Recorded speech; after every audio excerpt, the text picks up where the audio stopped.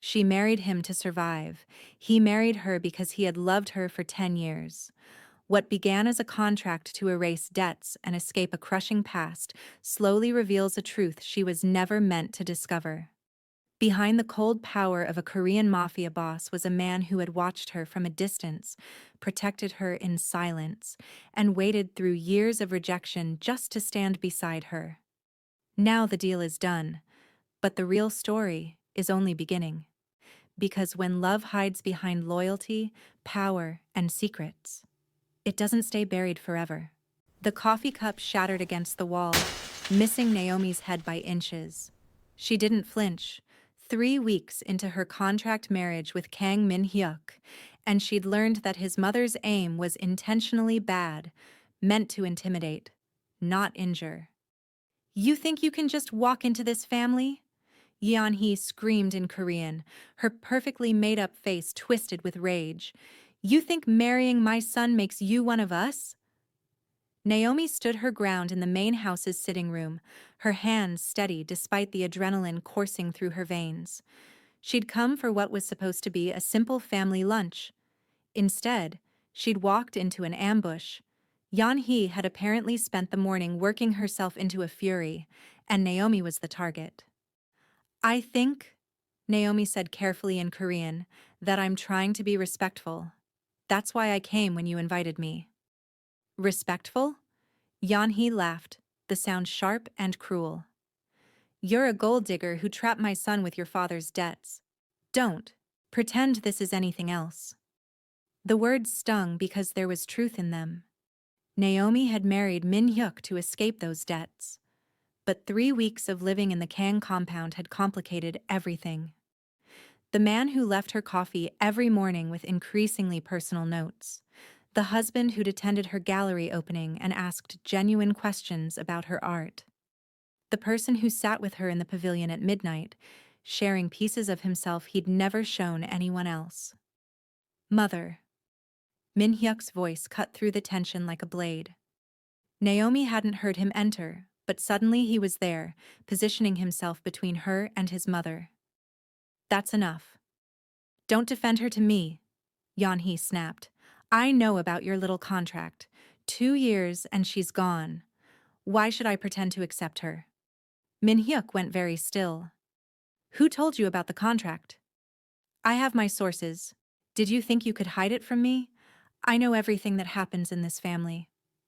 Naomi's stomach dropped.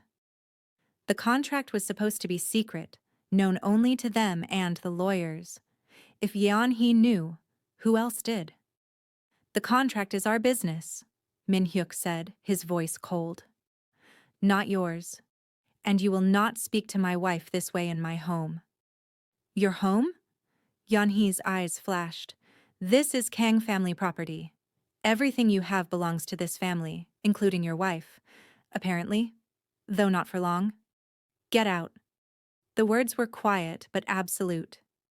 Yeon-hee stared at her son in shock. What did you say to me? I said get out. Out of my wing, out of my sight. And if you ever disrespect Naomi again, you won't be welcome here at all. Min-hyuk took Naomi's hand, his grip tight. We're leaving. He pulled Naomi out of the main house, through the gardens, back toward his private wing. She could feel him shaking with suppressed rage. When they reached his study, he finally let go of her hand and paced like a caged animal. I'm sorry, he said. I'm so sorry. I should have warned you. I should have been there from the start. It's fine, Naomi said, though her hands were trembling now that the confrontation was over. I can handle your mother. You shouldn't have to. He stopped pacing and looked at her, and the rawness in his expression made her breath catch. This is exactly what I was afraid of. You getting hurt because of me, because of my family. I'm not hurt. I'm just angry that someone leaked the contract. I'll find out who, and they'll regret it. The cold promise in his voice reminded her exactly who she'd married. Not just a man, but the heir to Seoul's most powerful crime family. Someone people feared for good reason. Min-hyuk, she said carefully. What are you going to do? Whatever I have to. He moved to his desk and pulled out his phone. I need to make some calls. Can you? Are you okay to go upstairs? I'll come find you when I'm done. She wanted to argue, to demand he tell her what he was planning. But the look on his face stopped her. This was the side of him he tried to hide from her. The dangerous, ruthless side that came out when someone threatened what was his. Naomi went upstairs to her room and sat on the edge of her enormous bed, her mind racing. 3 weeks ago, this had been simple. A business arrangement. 2 years of playing a role in exchange for freedom from her father's debts. But somewhere between the morning coffee notes and the late-night conversations and the way he looked at her like she was something precious, it had stopped being simple. She was starting to care about him. More than care, if she was honest with herself. And that terrified her more than his mother's rage ever could. Her phone buzzed. A text from Sun-hee. Lunch tomorrow? I need to hear all the married life gossip. Naomi smiled despite everything and typed back. Definitely, I have stories. Another buzz. Unknown number. Enjoying your time as Mrs. Kang? Don't get too comfortable. You're just a temporary replacement. The smile died. Naomi stared at the message, ice sliding down her spine. This was the third anonymous text she'd received this week. The first had been almost friendly. Welcome to the family. The second had been pointed. 2 years isn't very long. Now this. She should tell Min-hyuk. But he was already dealing with whoever had leaked the contract to his mother. She didn't want to add another problem to his plate. Besides, they were just texts. Annoying, but not dangerous. She deleted the message and tried to focus on work emails from her gallery. Her assistant had sent photos from a new artist's portfolio. Powerful pieces exploring identity and displacement. Exactly the kind of work Naomi loved to showcase. She fired back approval and suggestions, losing herself in the familiar rhythm of her real job. A knock on her door startled her an hour later. Min-hyuk entered, looking exhausted, his tie loosened and his hair disheveled from running his hands through it. I found the leak, he said without preamble. One of my mother's friends works in Attorney Kim's office. She saw the contract and told my mother for a favor. What are you going to do to her? Nothing. She's already been fired and will never work in Seoul again. Her reputation is destroyed. He said it casually, like he was discussing the weather, and Naomi was reminded again of the power he wielded so effortlessly. And your mother? We'll think twice before attacking you again. He moved further into the room, stopping a few feet away from her. I meant what I said, Naomi. You're my wife. That means something in my world. It means I protect you. From everyone. Including my own family. Even though it's just a contract? The words slipped out before she could stop them. Min-hyuk's expression shifted, becoming unreadable. Is that what you think this is? Just a contract? Isn't it? He moved closer, close enough that she had to tilt her head back to look at him. I brought you coffee this morning. Do you remember what the note said? She remembered. You said you hoped I slept well, that the coffee was from the place in Itaewon I mentioned liking.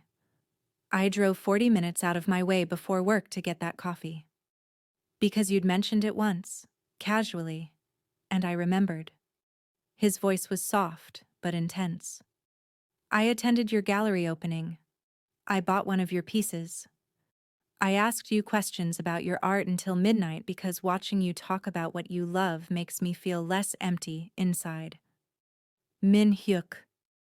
I know this started as a contract, but somewhere between signing papers at City Hall and right now, it became something else for me. I don't know what it is for you. Maybe I'm still just the crime boss who bought your debt. But for me? He paused, seeming to struggle with the words. For me, you're not a contract. You're Naomi. And I'm terrified of what that means. The honesty in his voice made her chest ache. She reached up without thinking and touched his face, feeling the rough stubble along his jaw. the warmth of his skin. "I don't know what this is either," she admitted. "But it's not nothing. Not anymore." He leaned into her touch, his eyes closing briefly. When they opened again, there was heat there that made her pulse race. "Can I kiss you?" he asked. And the fact that he asked instead of just taking made something in her chest crack open. Yes. He kissed her like she was air and he'd been drowning. His hands came up to cup her face, gentle despite the intensity, and she pressed closer, her fingers tangling in his hair. It wasn't their first kiss. That had happened a week ago in his study when he'd been injured and she'd been tending his wounds, and they'd both given in to impulse. But this was different. That kiss had been sudden, unexpected, followed by awkwardness and apologies. This kiss was a choice, a promise, a beginning. When they finally broke apart, both breathing hard, Min-hyuk rested his forehead against hers. "I have to go back to work," he said, sounding reluctant. "Business meeting I can't reschedule. But tonight, after dinner, will you meet me at the pavilion? I want to talk to you. Really talk." "Okay," she whispered. He kissed her once more, soft and brief, then left. Naomi sat back down on the bed, her heart racing and her mind spinning. Everything was changing too fast. The careful boundaries she'd drawn were dissolving, and she didn't know if that was wonderful or terrifying. Her phone buzzed again. Another unknown number. "I see he kissed you. Enjoy it while it lasts. He always was good at making women feel special. Right before he breaks them." Naomi's blood ran cold. Whoever was texting her was watching. Actually watching. She went to her window and looked out at the gardens, at the high walls surrounding the compound, at the shadows where someone could hide. Her sanctuary suddenly felt like a prison. She needed to tell Min-hyuk. Now. But when she tried to call him, it went straight to voicemail. His meeting must have started. She left a message. "Call me when you can. It's important." The afternoon crawled by. Naomi tried to work but couldn't focus. She kept checking her phone, looking out the window, feeling eyes on her that might not even be there. When Mrs. Cho brought her tea, Naomi nearly jumped out of her skin. "Mrs. Kang, are you all right?" the housekeeper asked with concern. "I'm fine, just tired." Mrs. Cho didn't look convinced but didn't push. She left the tea and quietly disappeared. Naomi drank it while staring at her phone, willing Min-hyuk to call back. He didn't. At 6 o'clock, she gave up waiting and went downstairs to look for him. His study was empty, his office locked. She found Jiwon in the library instead. "Have you seen your brother?" Naomi asked. Jiwon looked up from her textbook. "He texted me that his meeting was running long, said he'd be back around 8. Studied Naomi's face. "Are you okay? You look stressed." Naomi made a split-second decision. "Can we talk? Privately?" They went to Jiwon's room and Naomi showed her the texts. All of them, including the ones she'd deleted but could pull from her message archive. Jiwon's expression grew darker with each one. "This is Nan Shen," Jiwon said flatly. "This has her fingerprints all over it." "Min-hyuk's ex? His crazy ex. Unnie, you need to take this seriously. Nangsen is not stable. When Min-hyuk ended things with her, she showed up at his office for 2 weeks straight, crying and begging. Then she started showing up at his favorite restaurants, his gym, everywhere he went. He had to get a restraining order." Naomi's stomach sank. "He never told me that." "Because he didn't want to scare you. But you should be scared. Nangsen comes from money and connections. Her family has ties to some rival organizations. She's dangerous, Naomi. What do I do?" "Tell Min-hyuk, tonight. Show him everything." Jiwon grabbed her hand. "He needs to know so he can protect you. That's what he does. He protects the people he cares about, and he cares about you. Anyone can see that." When Min-hyuk finally came home at 8:30, Naomi was waiting in his study. She'd spent the last hour rehearsing what to say, but when she saw his exhausted face, everything she'd planned flew out of her head. "What's wrong?" he asked immediately, reading her expression. So she showed him all the texts, all the messages, the timing of the last one, right after he'd kissed her, suggesting someone was watching. With each message, Min-hyuk's expression grew colder. By the time she finished, his hands were clenched into fists. "How long?" His voice was deadly quiet. "About a week. I'm sorry, I should have told you sooner, You should have told me immediately." He was angry, but it wasn't directed at her. "Naomi, if someone is threatening you, I need to know. I can't protect you if you hide things from me. I didn't want to be a burden. You already have so much to deal with." He crossed to her in 2 strides and took her face in his hands. "You are never a burden. You're my wife. My responsibility. My—" He stopped, swallowed hard. "You're mine to protect. Do you understand?" The possessiveness in his voice should have bothered her. Instead, it made her feel safer than she had all day. "I think it's Nangshen," she said. "Jiwon thought so too." "Jiwon knows about this?" "I showed her this afternoon. She told me about the restraining order." Min-hyuk's jaw tightened. "I was trying not to worry you with old history, but clearly that was a mistake." He pulled out his phone. "I'm putting a security detail on you, starting now. And I'm going to have a conversation with Nangsen that she won't forget." "What kind of conversation?" He looked at her, and there was something dark in his eyes. "The kind where she understands what happens to people who threaten." "What's mine?" The bodyguard's name was Kim Dae-ho, and he was approximately the size of a small building. He stood outside Naomi's gallery the next morning, arms crossed, sunglasses on, looking like every action movie cliché come to life. Naomi's customers kept staring. "This is ridiculous," Naomi muttered to Sun-hee, who'd come by for their lunch date. "I can't work with him hovering like that." "He's hot, though," Sun-hee said, peering out the window. In a terrifying, could-break-me-in-half kind of way. "You're not helping." Sun-hee turned to her with a more serious expression. "Naomi, if someone's threatening you, having protection isn't ridiculous. It's necessary, especially if it's Min-hyuk's psycho ex." Naomi knew she was right, but that didn't make it less suffocating. She'd spent 10 years in Seoul building her independence, her own life separate from anyone's control. Now she had a bodyguard shadowing her every move and a husband who'd left that morning with murder in his eyes, promising to handle Nangsen. She hadn't heard from him since. It was now past noon. "Have you tried calling him?" Sun-hee asked, reading her mind. "3 times. Voicemail every time."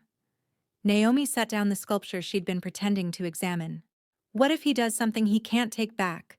What if— Her phone finally rang. "Min-hyuk. Where are you?" she demanded immediately. "At the office. I'm fine." His voice sounded tired.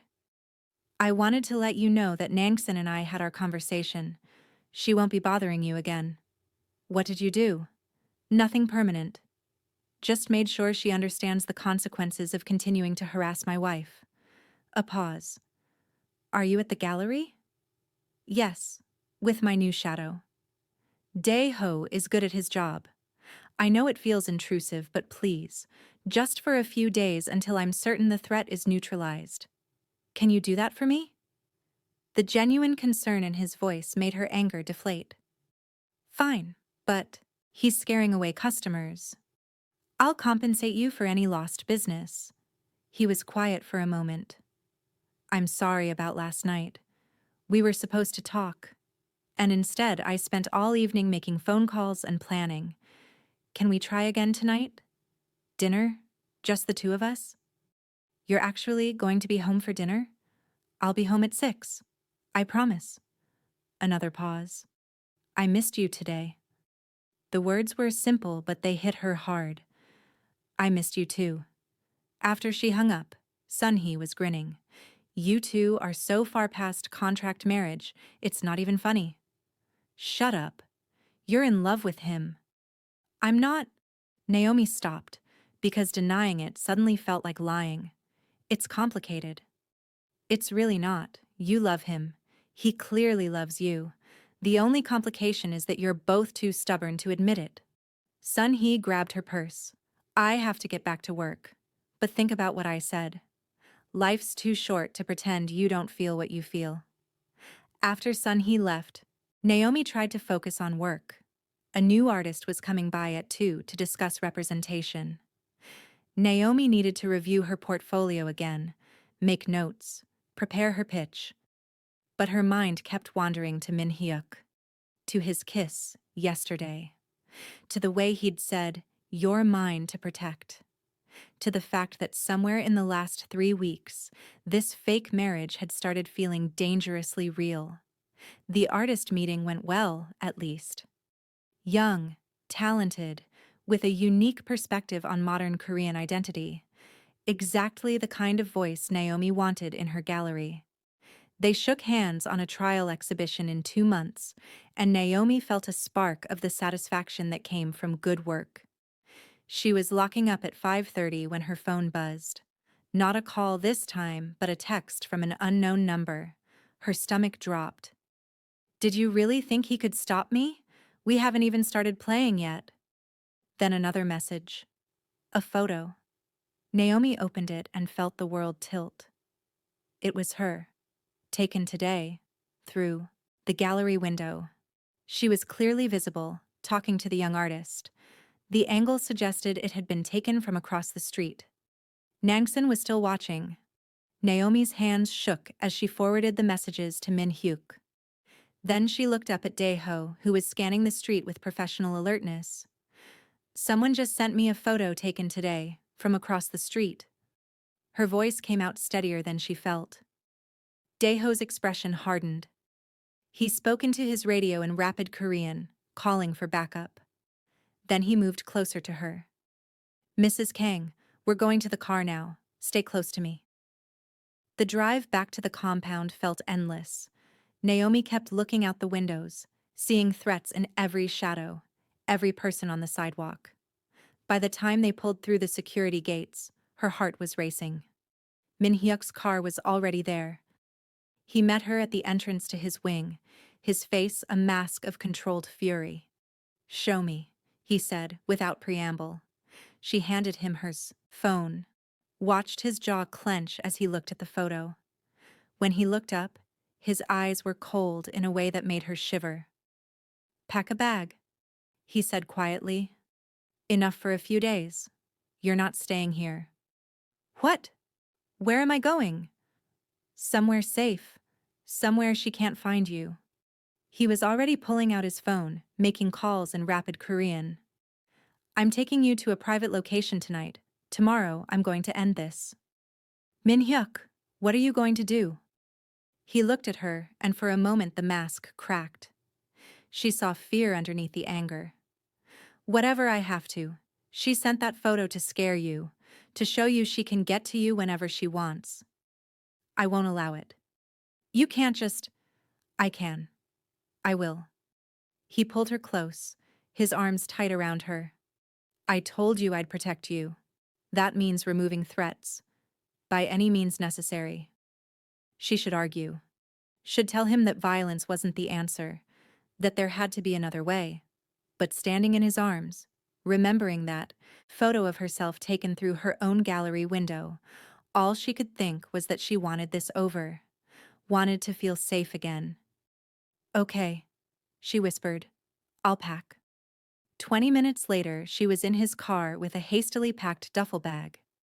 Dae-ho drove while Min-hyuk sat in the back with her, his hand gripping hers tightly. They left Seoul, heading south on the highway as the sun set. Where are we going? Naomi asked. A house I own in Yangpyeong. By the river. No one knows about it except my most trusted people. He looked at her in the dimming light. I bought it 2 years ago when I needed a place to disappear. Somewhere quiet. Safe. You're coming with me? Did you think I'd leave you alone? His thumb stroked over her knuckles. I'm staying tonight. Tomorrow I have business to attend to, but Dae-ho and 2 others will be with you at all times. Then, once it's handled, I'll come back. The house was beautiful, modern and minimalist, perched on a hillside overlooking the river. Inside was all clean lines and large windows, comfortable furniture, a kitchen that looked barely used. Min-hyuk led her upstairs to a bedroom with a view of the water. There's food in the kitchen. Dae-ho will be just downstairs if you need anything. He set her bag down, then turned to her. I'm sorry. This isn't how I wanted tonight to go. We were supposed to have dinner. Talk. We were. He moved closer, his hands coming up to frame her face. But first I need to make sure you're safe. That's more important than anything else. What are you going to do to her? To Nangsen? His expression went cold again. She made a mistake when she threatened you. She forgot that I'm not the man I was when we dated. That was before I took over full operations from my father. Before I learned exactly how ruthless I could be when someone touches what's mine. He paused. I'm going to give her a choice. Leave Seoul permanently or face the consequences. Her family's business, interests, their social standing, their future in this city, all of it depends on what she chooses tomorrow. You'd destroy her entire family? Without hesitation. If that's what it takes to keep you safe. There was no doubt in his voice, no moral struggle. Just cold certainty. Naomi should be horrified, should recoil from the casual way he talked about ruining lives, but all she felt was a twisted sense of safety. This was who Min-hyuk was? Not the man who brought her coffee, but the one who would burn the world down for the people he loved. You're not afraid of me? He asked quietly, reading something in her expression. I should be. But you're not. No? She reached up, touching his face the way she had yesterday. I see both sides of you, Min-hyuk. The gentle and the ruthless. And I'm not afraid of either one. He kissed her like she'd given him absolution. Deep and intense, his hands sliding into her hair, pulling her close. She responded with equal hunger. Months of tension and fear and confusion finally finding an outlet. They stumbled backward until her legs hit the bed, and then they were falling onto it, mouths never separating. Naomi, he breathed against her lips. Tell me to stop. I don't want you to stop. This changes everything. Everything already changed. He pulled back just enough to look at her, his eyes searching her face. I love you. I need you to know that before. I love you. Not the idea of you. Not the fantasy. You. The real you. The woman who stands up to my mother and talks about art like it's religion, and looks at me like I'm more than just the monster everyone thinks I am. Tears burned in her eyes. Min-hyuk. You don't have to say it back. I know this is fast. I know we started this all wrong. But I need you to know. What I feel for you is real. It's real for me too, she admitted, the words tumbling out. I don't know when it happened, but somewhere between the coffee notes and the gallery opening, and the way you look at me like I matter, I started falling for you. Started? A small smile played at his lips despite everything. Fell, she corrected. Past tense. Already done. He kissed her again, slower this time, tender and deep. His hands were careful as they traced her sides, her back, like she was something precious. When he pulled her shirt over her head, his eyes darkened with desire but also something softer. You're beautiful, he murmured. So beautiful it hurts to look at you sometimes. They made love slowly, learning each other's bodies in the gathering darkness. Every touch felt like a promise, every kiss like a vow. When it was over, they lay tangled together, her head on his chest, his fingers tracing patterns on her bare shoulder. I have to leave early tomorrow, he said quietly. Before dawn. I don't want to wake you. Be careful. Always. He pressed a kiss to her forehead. This will be over soon, then we can figure out what we really are to each other. Not a contract. Not an arrangement. Something real. We're already real, she whispered. She felt him smile against her hair. Yes, we are. They fell asleep like that, wrapped around each other, and for the first time since this whole thing started, Naomi felt truly safe. When she woke the next morning, he was gone. The sheets beside her were cold, but there was a note on the pillow in his precise handwriting. Stay safe. I'll be back tonight. I love you. M. Naomi held the note against her chest and tried not to think about what he was doing right now. What consequences he was delivering to Nang Sen. She got up, showered, dressed in comfortable clothes, and went downstairs to find coffee already made and breakfast laid out. Dae-ho was in the kitchen, along with 2 other guards she didn't recognize. They all bowed respectfully when she entered. Mrs. Kang, Dae-ho said, Sejongnim asked us to make sure you have everything you need. The house is secure. No one knows this location. Thank you. She poured coffee and tried to eat, but her stomach was in knots. Where was Min-hyuk? What was he doing? Was he safe? The morning dragged by. Naomi tried to work on her laptop, responding to gallery emails, reviewing artist submissions. But she couldn't focus. She kept checking her phone, waiting for updates that didn't come. At noon, Dae-ho's radio crackled. He listened, his expression neutral, then looked at Naomi. Sejongnim has made contact with the target. Everything is proceeding as planned. What does that mean? It means he's handling it? Dae-ho's tone was respectful but firm. He'll call you when he can. Another hour passed, then another. By 3 o'clock, Naomi was pacing the living room, her nerves stretched tight. She tried calling Min-hyuk. Voicemail. At 4, her phone finally rang. Not Min-hyuk, but Ji-won. Uni, are you okay? Min-hyuk Appa told me he took you somewhere safe. I'm fine. Have you heard from him?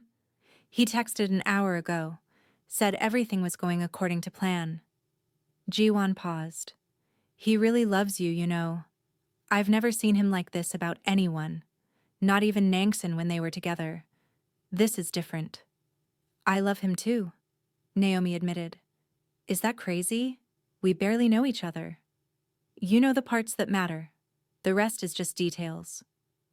Ji-won's voice softened. He's going to come back to you. He promised me he'd be careful. They talked for a few more minutes before hanging up. Naomi felt marginally better, but the knot of anxiety in her stomach remained. She kept imagining worst-case scenarios. Nangsen fighting back. Something going wrong. Min-hyuk getting hurt. At 6 o'clock, the sun started setting over the river, painting the sky orange and pink. Naomi stood at the window watching it, her phone clutched in her hand, when headlights finally appeared on the road. Min-hyuk's car. She ran downstairs, heart pounding, and met him at the door. He looked exhausted, his tie loosened, his hair disheveled, but he was alive and whole. She threw herself at him, and he caught her, holding her tight. I'm okay, he murmured into her hair. I'm here. It's done. What happened? He pulled back enough to look at her. Nangshan has agreed to leave Seoul, permanently. She's moving to Singapore by the end of the week. In exchange, I've left her family's business interests intact. Just like that? She agreed. His expression darkened. She had a choice. Leave with her dignity and her family's fortune intact, or stay and watch everything she cares about burn. I made very clear what option I preferred she choose. Did you hurt her? No, I didn't touch her. I didn't have to. He cupped her face. I'm not a good man, Naomi. I do terrible things for a living. But I'm trying to be better. For you. I'm trying to be someone worthy of the way you look at me. You already are, she said fiercely. You protected me. You kept me safe. That's what matters. He kissed her then, deep and desperate, like he'd been holding himself together all day and finally could let go. When they broke apart, both breathing hard, he rested his forehead against hers. "Take me to bed," she whispered. "I need you." They barely made it to the bedroom. Their lovemaking was different this time, more urgent, more emotional, punctuated by whispered confessions and promises. Afterward, lying in the darkness with his heartbeat steady under her ear, Naomi finally let herself believe it might actually be over. "What happens now?" she asked quietly. "Now we go home. We live our lives. We figure out what we want this marriage to really be." His arms tightened around her. "The contract says 2 years, but I don't want an expiration date anymore. I want forever." "Forever's a long time. Not long enough." He tilted her face up to kiss her softly. "Marry me again, Naomi. For real this time.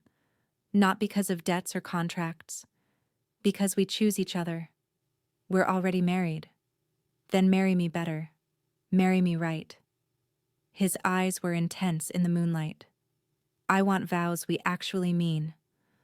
A wedding where we're not pretending. A future we build together because we want to, not because we have to." Tears spilled down her cheeks. "Are you proposing to me?" "Yes. In a riverside house in the middle of nowhere without a ring or proper planning. I'm proposing because I can't wait another second to know if you'll really be mine." "I'm already yours," she said through tears. "But yes, yes, I'll marry you again. For real this time." He kissed her again, and she tasted salt from both their tears. They made love again, slower this time, tender and sweet, sealing their promise with their bodies. When Naomi finally fell asleep, it was with Min-hyuk's arms around her and a future spreading out before them that was no longer bound by contracts or obligations. Just choice, just love, just them. The next 2 weeks felt like a dream. Naomi and Min-hyuk fell into a rhythm that felt natural, comfortable, real. He came home for dinner every night. They spent evenings in the pavilion or his study, talking about everything and nothing. Wedding planning consumed their weekends with Jiwon's enthusiastic help. Even Yeon-hee had grudgingly offered to help with traditional elements, though her interactions with Naomi remained stiffly formal. Nangshin had left for Singapore, and the threatening messages had stopped. Daeho still accompanied Naomi to the gallery, but it felt more like a precaution than a necessity. Life was settling into something beautiful, until it wasn't. It started on a Wednesday afternoon. Naomi was at the gallery, preparing for an exhibition opening in 2 days. The new artist she'd signed was brilliant, and Naomi wanted everything perfect. She was so absorbed in arranging the lighting that she didn't notice the gallery had gone quiet. Too quiet. She looked up, to find Daeho missing from his usual position by the door. Her assistant had left an hour ago. She was alone. Her phone buzzed. A text from an unknown number. "Look outside." Naomi's blood ran cold. She moved to the window and saw a black van parked across the street, engine running. As she watched, the side door slid open. Inside was Daeho, bound and gagged, blood trickling from his temple. Her phone buzzed again. "Come outside alone, or I kill him. You have 2 minutes." Naomi's hands shook as she grabbed her phone and headed for the door. She should call Min-hyuk. Should call the police. Should do anything except walk into an obvious trap. But the image of Daeho bleeding and helpless flashed through her mind. He had a wife. 2 kids. He'd shown her their pictures. She couldn't let him die because of her. The moment she stepped outside, rough hands grabbed her from behind. A cloth pressed over her mouth and nose, chemical sweet and choking. She tried to fight, tried to scream, but the world was already going fuzzy at the edges. Her last conscious thought was of Min-hyuk, of his promise to protect her. of how she was breaking her own promise to stay safe. Then darkness. When Naomi woke, her head was pounding and her mouth tasted like copper. She was tied to a chair in what looked like an abandoned warehouse, the kind of place that appeared in every crime movie. Dim light filtered through broken windows high above. Water dripped somewhere in the darkness. The smell of rust and decay was overwhelming. "You're awake. Good." Naomi's head snapped up. Nangsen emerged from the shadows, but she looked nothing like the polished society woman from the gala. Her hair was unwashed and tangled. Her designer clothes were wrinkled. Her makeup was smeared, and there was something wild in her eyes that made Naomi's stomach turn. "Nangshen," Naomi said, her voice hoarse. "You're supposed to be in Singapore." "I was. For about 3 days." Nangsen laughed, the sound unhinged. "Then I realized I couldn't let this go, couldn't let you win, so I came back." "This isn't winning anything. This is insane." "Insane?" Nangsen's voice rose to a shriek. "I gave him 3 years. 3 years of my life, and he threw me away like garbage. For you. Some foreign nobody with a dead father's debts. Min-hyuk never loved you. He told me." The slap came fast and hard, snapping Naomi's head to the side. She tasted blood. "Don't you dare," Nangsen hissed. "Don't you dare tell me what he felt. I know him. I know what he likes, what he needs, how he thinks. We were perfect together. If you were perfect, he wouldn't have left you." Another slap, harder this time. Naomi's vision swam. "You don't understand." Nangsen was pacing now, her movements jerky and erratic. "My family invested everything in that relationship. My father made business deals based on the assumption I'd marry into the Kang family.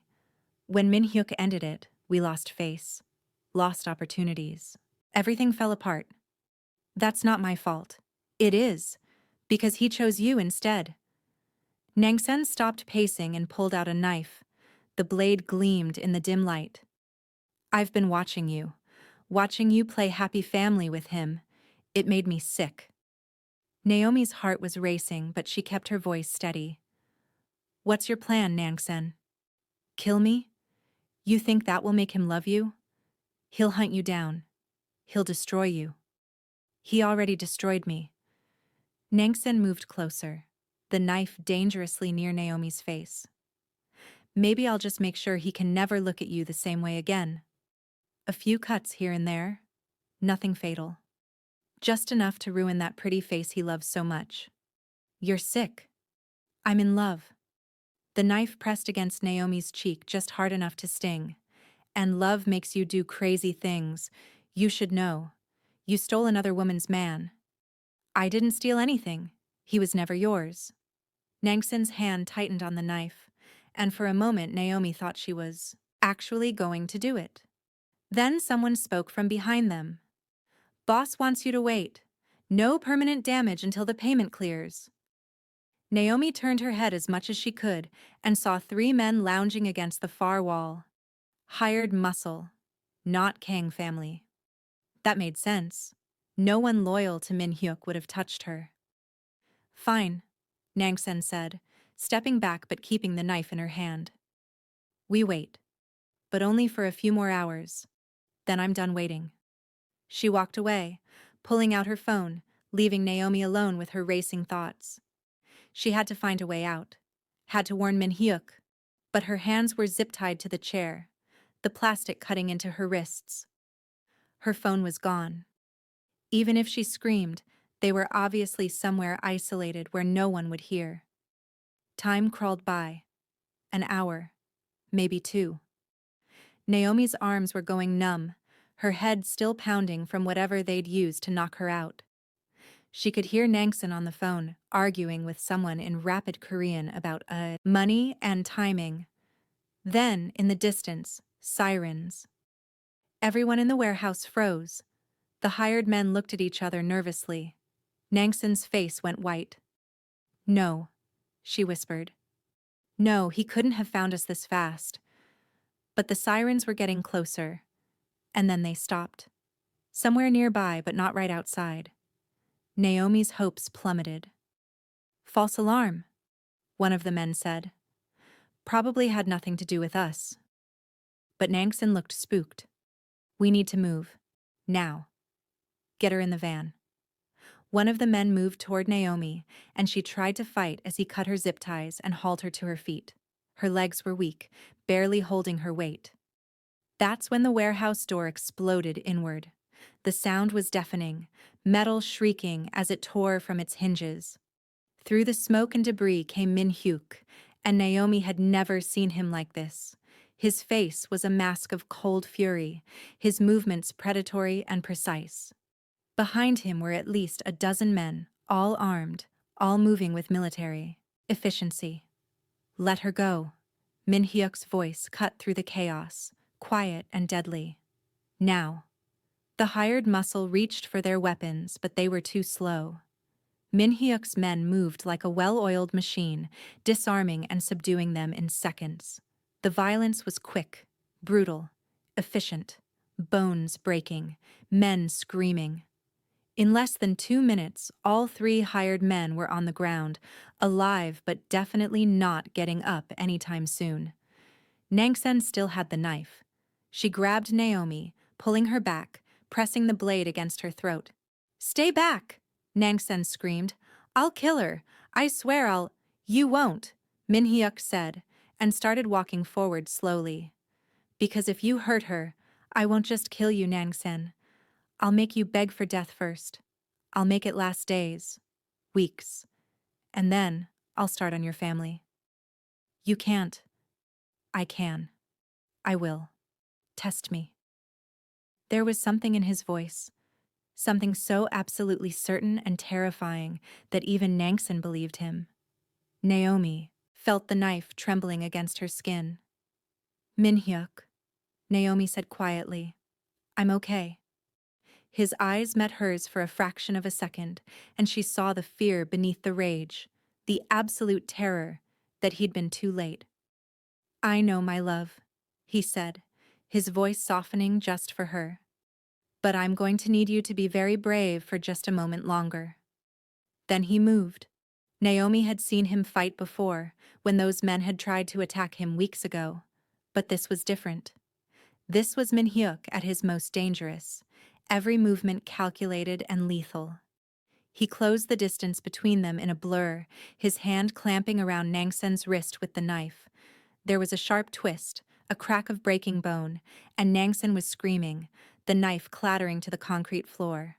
Min-hyuk shoved Nangsen away and immediately pulled Naomi into his arms, his hands running over her, checking for injuries. "Are you hurt? Did she cut you? Talk to me, Naomi." "I'm okay," Naomi managed, though she was shaking violently now, adrenaline and fear catching up. "Just scared." "Min-hyuk, I'm sorry, I shouldn't have—" "Shh, not your fault.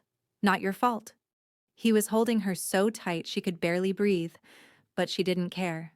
She buried her face in his chest and let herself fall apart.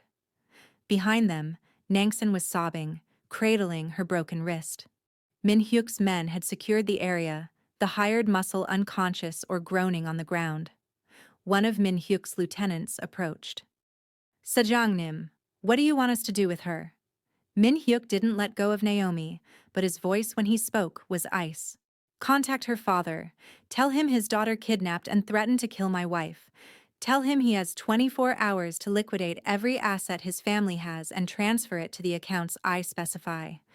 Every single one. And if he refuses, then the Lee family ceases to exist.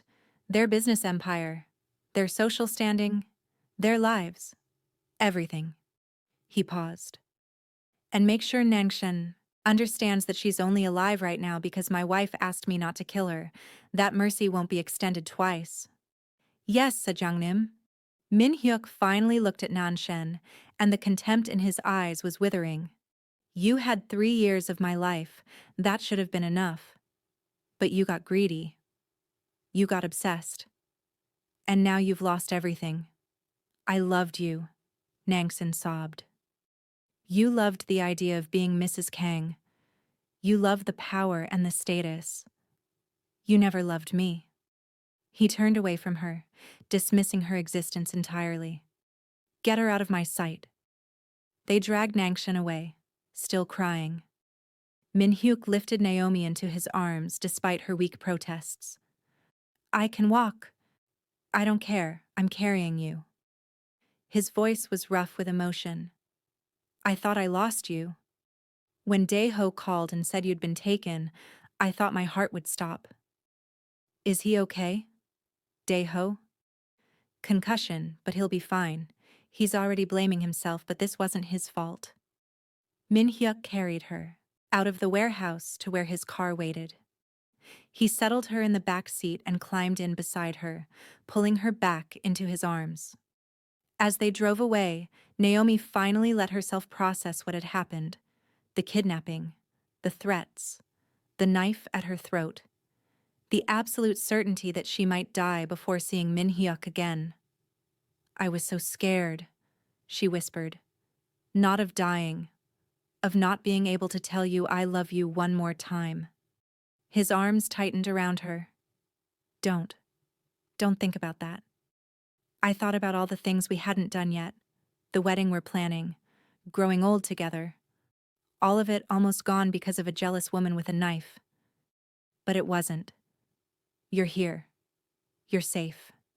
He pulled back to look at her face, his hands gentle as they traced her features like he was memorizing them. "And I promise you, nothing like this will ever happen again. I'll make sure of it. You can't control everything. Watch me." There was steel in his voice. "Nangshan just learned what happens to people who threaten what's mine. Everyone else in Seoul is learning it too right now. By tomorrow, there won't be a person in this city who doesn't know that touching you means death." "That's extreme. That's necessary." He kissed her forehead, her cheeks, her lips, gentle and reverent. "I can't lose you, Naomi. I won't survive it." "You won't lose me. I'm here. I'm staying." They went straight to a private hospital where doctors checked Naomi over despite her protests.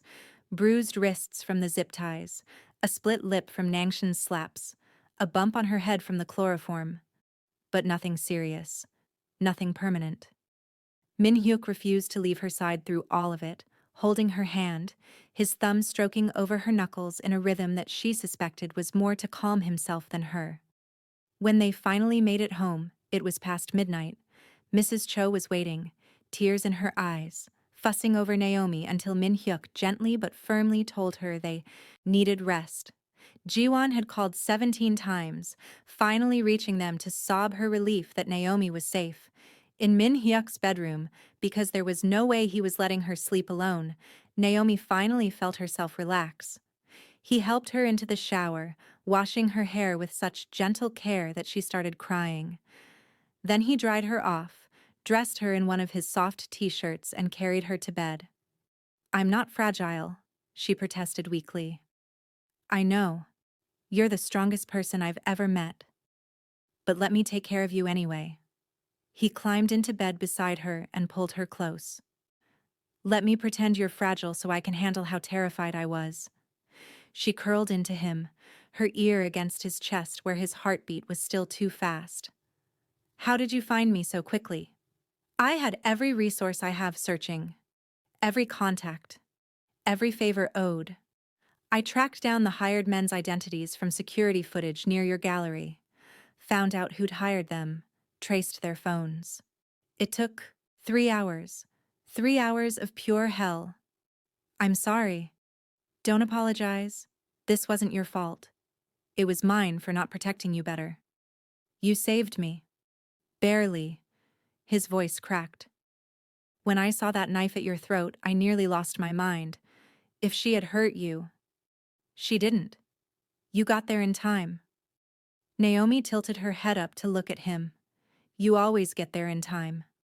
He kissed her then, deep and desperate, and she kissed him back with equal intensity.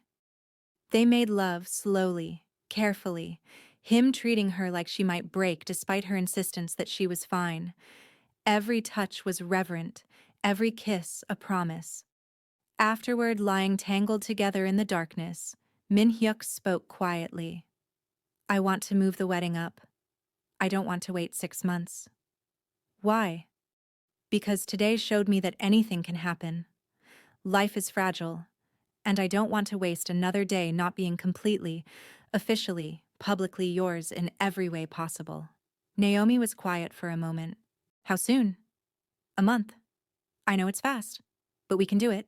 Jiwon will help. We'll hire the best planners. Whatever you want, however you want it, just soon. Please. 1 month, Naomi agreed. Let's do it. Really? Really? You're right. Why wait? I love you. You love me. Let's make it official. He held her tighter, his face buried in her hair. Thank you. For being alive. For being here. For choosing me. Always, she whispered. I'll always choose you. They fell asleep like that, wrapped around each other, and despite everything that had happened, Naomi felt safe. Because Min-hyuk had proven today what she'd always known. He would move heaven and earth to protect her, would burn the world down if necessary. And tomorrow, they'd start planning a wedding. A real one. The one they both deserved. But tonight, this was enough. Just them, together, alive and whole and in love. The next morning, Naomi woke to find Min-hyuk already awake, propped on one elbow, watching her with an intensity that made her breath catch. How long have you been staring at me? She asked, her voice rough with sleep. Hours. I couldn't sleep. Every time I closed my eyes, I saw that knife at your throat. His hand came up to trace her jawline, feather light. I kept needing to check that you were real. That you were here. I'm here. She caught his hand and pressed a kiss to his palm. And I'm not going anywhere. Promise me something. Anything. Promise me you'll never try to be brave like that again. When they took Dae-ho, you should have called me immediately, not walked into a trap. Naomi sat up, pulling the sheet around her. He has a family, Min-hyuk. A wife and 2 little girls. I couldn't just let him die. And what about your family? What about me? His voice was raw. If I'd lost you trying to save someone else, I would have burned this entire city to ash. Do you understand that? I understand that you love me, and I love you too. But I can't promise to always choose my safety over someone else's life. That's not who I am. He stared at her for a long moment, conflict warring in his expression. Then he sighed, pulling her back down into his arms. You're going to give me gray hair before I'm 40. Good thing you'll look distinguished with gray hair. Despite everything, he laughed.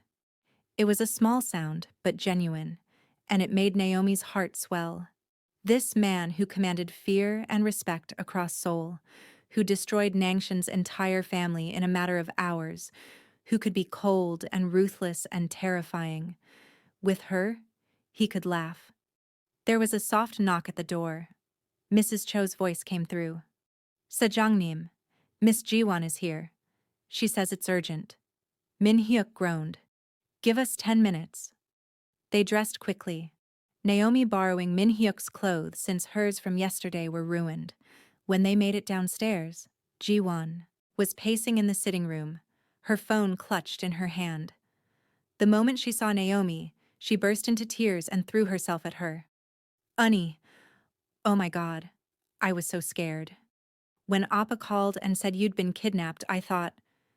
She couldn't finish, just held Naomi tight. I'm okay, Naomi soothed, hugging her back. I promise. I'm fine. You're not fine. You were kidnapped and threatened with a knife. Jiwon pulled back, her eyes fierce. Nanshan is insane. I'm glad Appa destroyed her family. They deserve it. Jiwon, Min-hyuk said warningly. What? They do. Jiwon turned to her brother. And you're moving up the wedding, right? Because waiting 6 months after this is stupid. 1 month, Naomi said. We decided last night.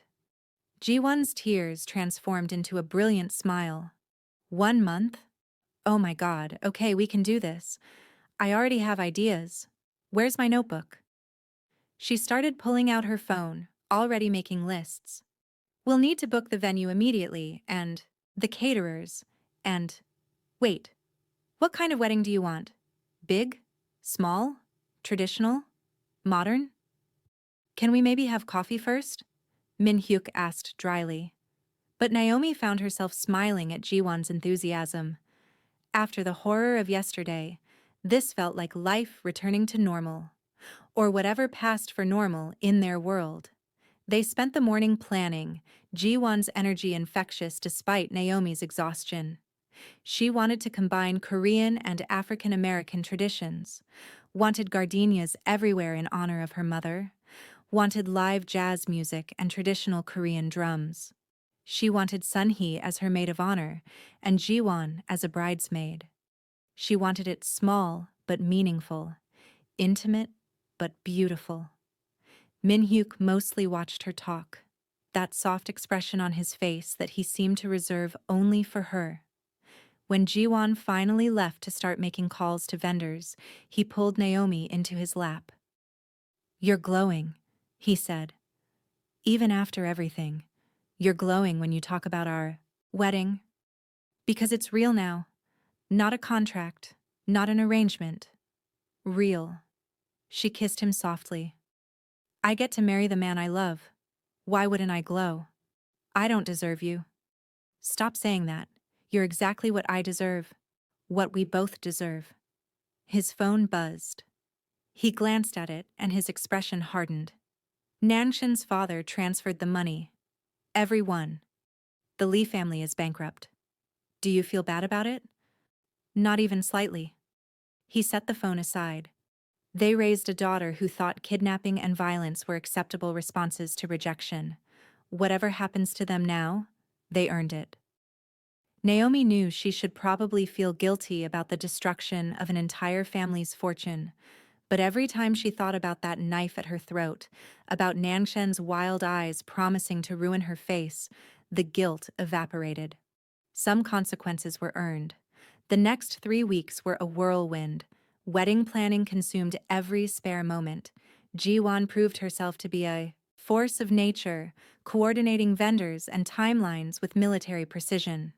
Sunhee flew in from a business trip and immediately burst into tears when she saw Naomi, having heard about the kidnapping. "You're getting married in a week," Sunhee said, holding Naomi's hands across the table at their favorite cafe. "Really married, to a man who literally destroyed an entire family fortune to protect you. How do you feel?" "Terrified," Naomi admitted, "and happy, and like everything in my life, led to this moment." "Even the bad parts?" "Especially the bad parts. If my father hadn't died and left those debts, I never would have met Min-hyuk, never would have signed that contract, never would have fallen in love." Sunhee squeezed her hands. "I'm so happy for you, and I promise to give the most embarrassing maid of honor speech in history." "I wouldn't expect anything less." The venue was a beautiful hanok in the hills outside Seoul, traditional Korean architecture with stunning views. The wedding planner had transformed it with thousands of gardenias, their sweet scent filling the air. White and gold everywhere, elegant and romantic. A small jazz quartet would play during the ceremony, while traditional Korean musicians would perform for the reception.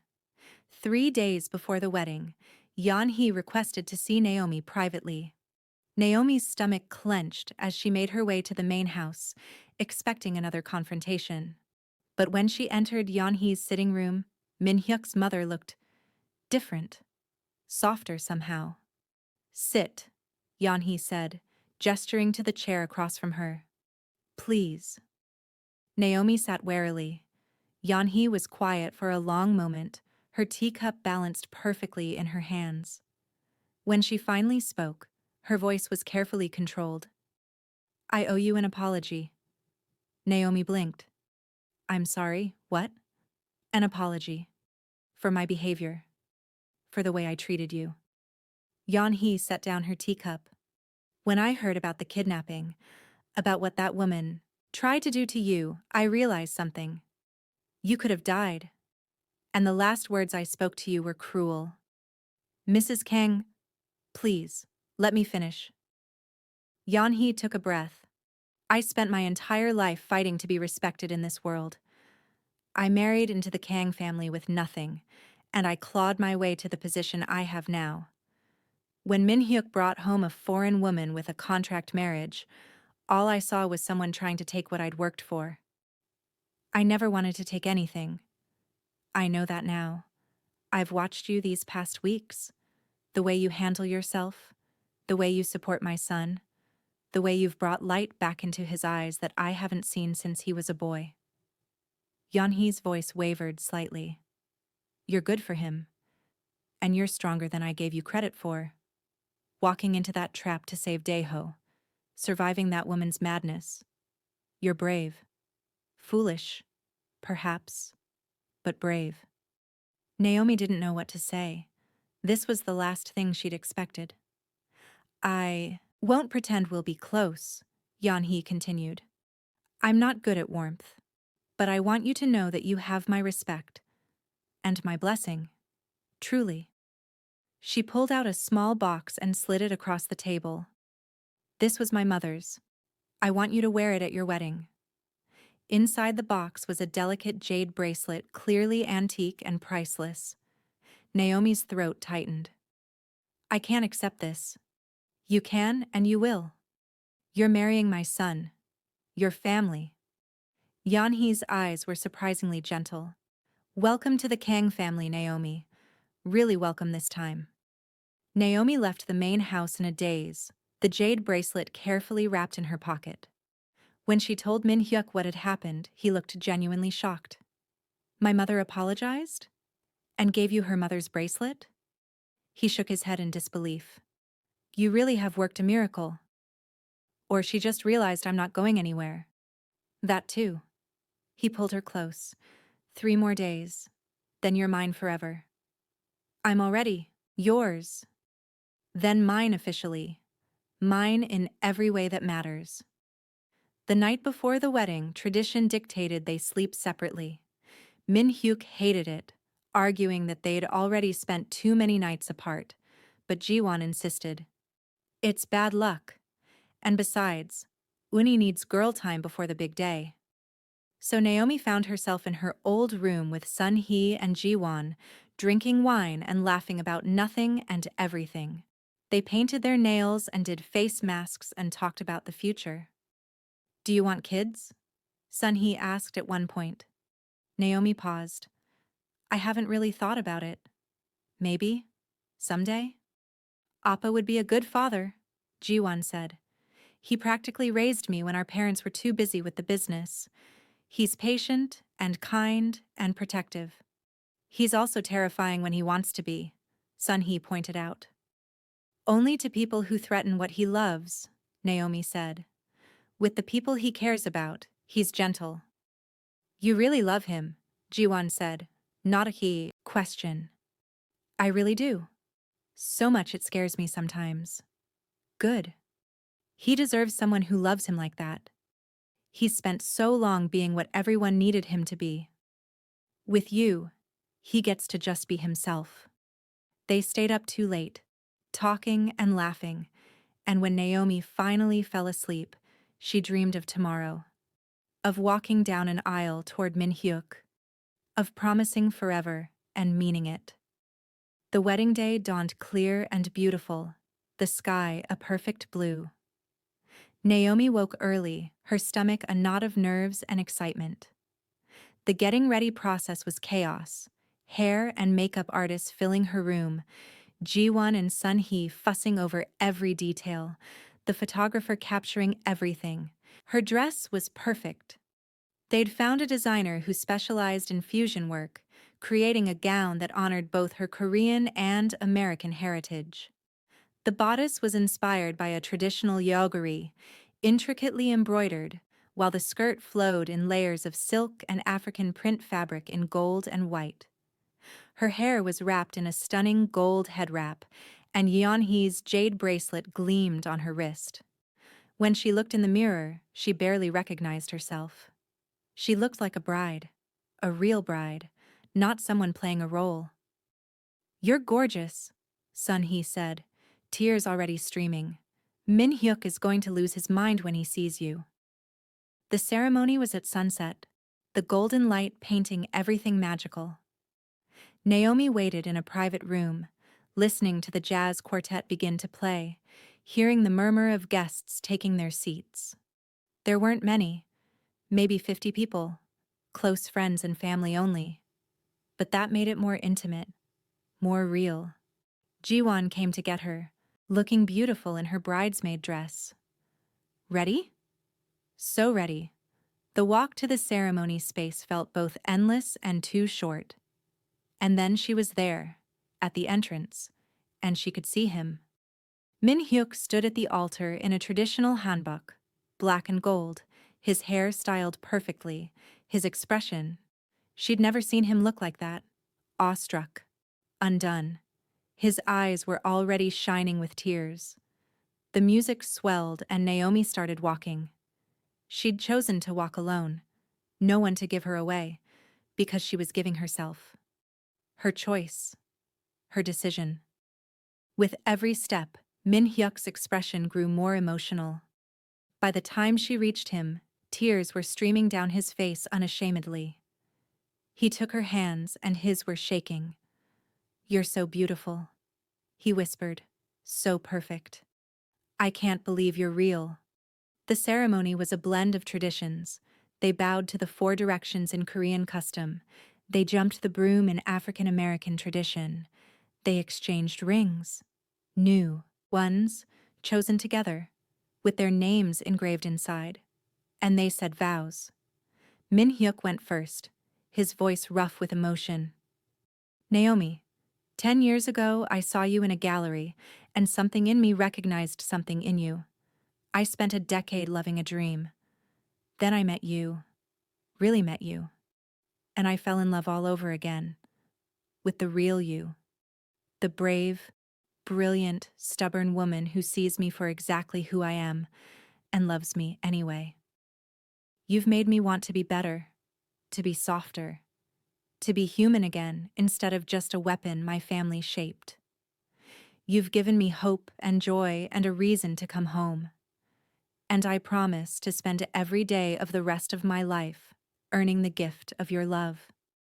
I promise to protect you without caging you, to support your dreams and be your partner in everything, to bring you coffee and listen to you talk about art, and never stop being grateful that somehow, impossibly, you chose me." By the time he finished, Naomi was crying too. She took a shaky breath and began her own vows. "Min-hyuk, I came to Seoul looking for home and found it in you. In your morning notes and your midnight conversations and the way you look at me like I'm precious. You've shown me what it means to be truly seen, truly valued, truly loved. I promise to be your safe place in a world that demands you be hard, to remind you of your humanity when the darkness threatens, to stand beside you, never behind, never in front, as your equal and your partner. You've taught me that real love isn't about perfection, it's about seeing all of someone, the light and the shadow, and choosing them anyway. And I choose you. Today and every day. Forever."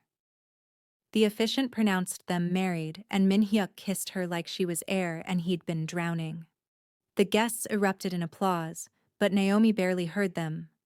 All she could focus on was this man, her husband, holding her like she was the most precious thing in the world. The reception was beautiful chaos. The food was a fusion of Korean dishes and soul food, which somehow worked perfectly. The music alternated between jazz and traditional Korean, and everyone danced. Even Yeon-hee, who surprised everyone by pulling Naomi aside during dinner. "You look beautiful," she said stiffly. "The bracelet suits you." "Thank you, Mother." The word felt strange, but right. "For everything." Yeon-hee nodded and walked away, but there was the hint of a smile on her face. Sun Hee's maid of honor speech was exactly as embarrassing as promised, full of stories about Naomi's early days in Seoul and terrible dating decisions before Min-hyuk. Ji-won's speech was sweet and heartfelt, welcoming Naomi officially into the family.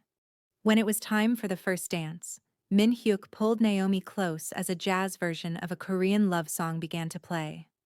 "So, Mrs. Kang," he murmured against her ear, "how does it feel to marry me twice?" "Like coming home," she whispered back. "Finally. No more contracts. No more arrangements.